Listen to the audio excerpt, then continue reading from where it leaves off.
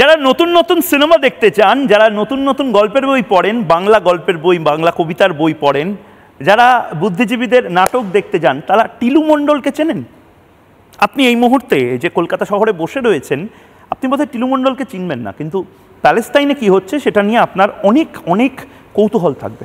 টিলু মণ্ডল আমার পশ্চিমবঙ্গের বাসিন্দা। টিলু মণ্ডলের পরিবারের সাথে কি হয়েছে, টিলু মণ্ডলের সাথে কি হয়েছে, একটু দেখুন, একটু শেয়ার করুন, একটু নিজেরা ভাবুন। আজ টিলু মণ্ডল, কাল ময়ূক রঞ্জন ঘোষ, আজ টিলু মণ্ডল, কাল আপনি হতে পারেন। অন্য কোনো মহকুমা, অন্য কোনো ব্লক, অন্য কোনো সাব ডিভিশনে আজ যেটা মুর্শিদাবাদে হয়েছে, মালদায় হয়েছে, সেটা হতে পারে।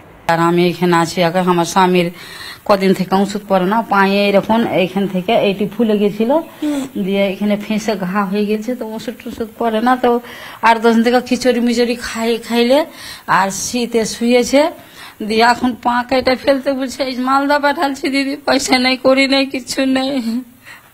আমার স্বামীকে মালদা পাঠালছি, কি নিয়ে বাঁচবো আমরা? বড় ছেলেকে গলে হেসা লাগিয়ে সব চিন্তাই করেছে, তোমরা সব মিলেছিল, আমাকে বাঁচাও, প্রাণ ভিক্ষা দাও আমাকে। অনেক লোক এদিক থেকে এদিক থেকে এদিক থেকে চারদিক থেকে এসছে, আমাদের এখানকার থামতে যখন প্রাণ এনে ঢুকে গেছে এদিকে সব।